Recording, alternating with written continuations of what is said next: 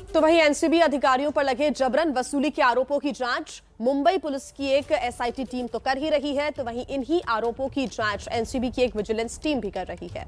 इस टीम ने सोमवार को इस केस के अहम गवाह यानी कि प्रभाकर सेल के बयान दर्ज किए हैं। बयान दर्ज करने का काम आज भी जारी रहेगा।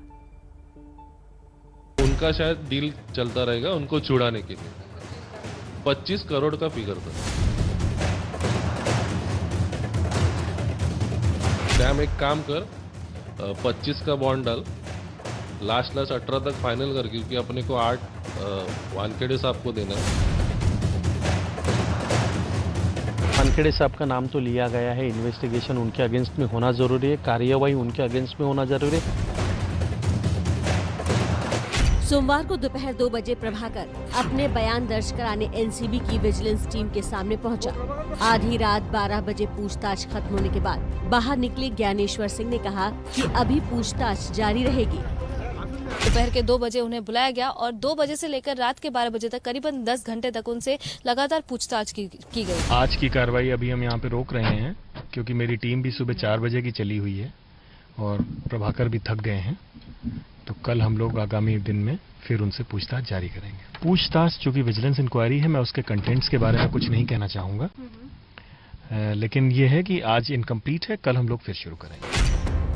बातचीत के बाद प्रभाकर सेल कैमरे से बचते नजर आए और बिना कोई जवाब दिए निकल गए।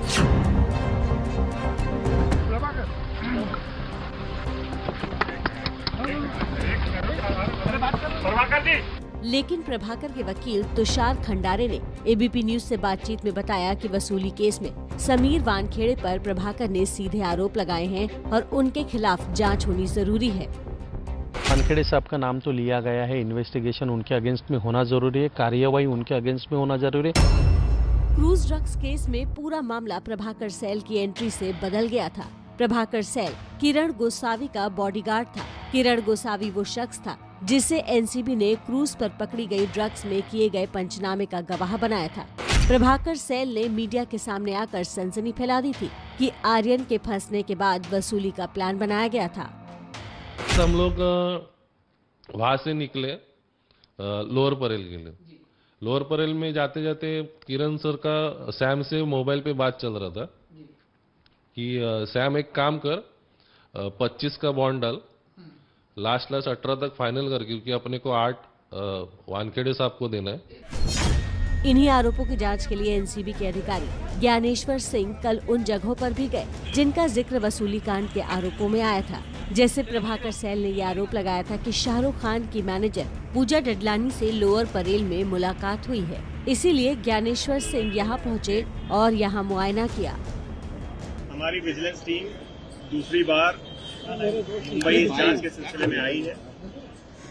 आप लोगों ने देखा, हम लोगों ने विभिन्न घटना स्थलों का निरीक्षण किया जो कि जांच के लिए आवश्यक है, क्योंकि जांच की सारी कड़ियां जोड़ने के लिए घटना स्थल से जुड़ी हुई जानकारी और उसकी ज्योग्राफी हमें एविडेंस को लिंक करने में।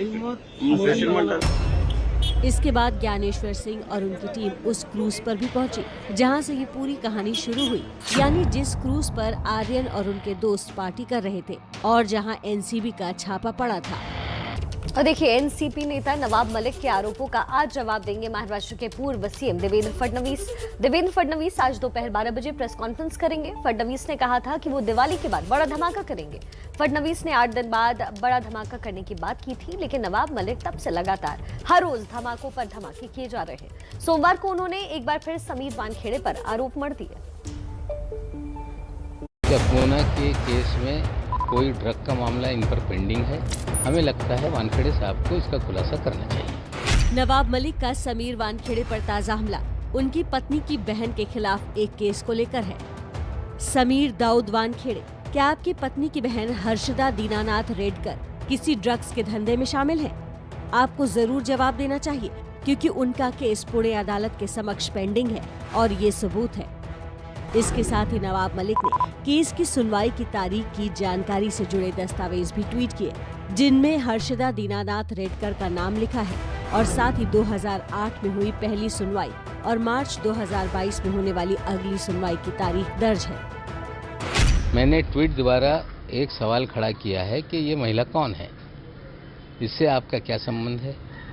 क्या पूना के केस में कोई ड्रग का मामला इन पर पेंडिंग है और उसकी तारीख मार्च के 2022 में है क्या?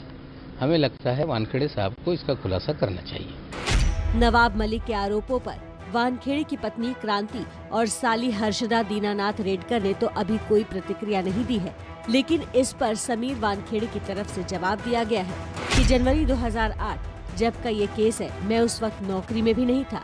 मेरी क्रांति रेडकर से 2017 में शादी हुई है, तो फिर मैं इस केस से किसी भी तरह से कैसे जुड़ सकता हूँ।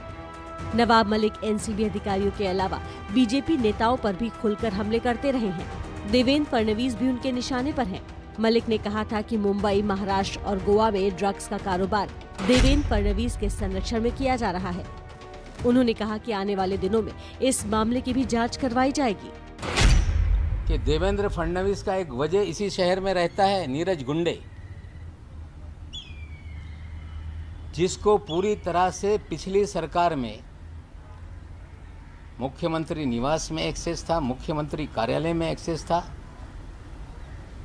सारे अधिकारियों के चैम्बर में एक्सेस था, सारे पुलिस के ट्रांसफर वो तय करता था, ब्यूरोक्रेसी की ट्रांसफर वो तय करता था और पूरी तरह से उगाही उसी के जरिए महाराष्ट्र में की जाती थी। नवाब मलिक के आरोपों के जवाब में बीजेपी नेता देवेंद्र फडणवीस ने ट्वीट करके कहा कि नवाब मलिक के अंडरवर्ल्ड से कनेक्शन है और दिवाली के बाद इसका खुलासा करेंगे।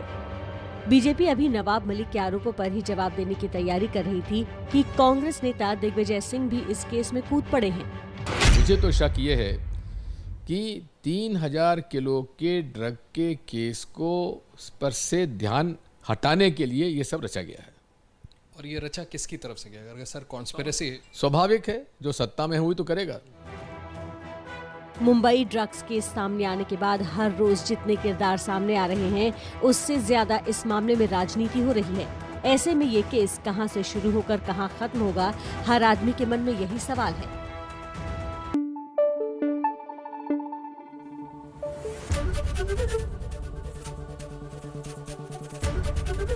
एबीपी न्यूज आपको रखे आगे।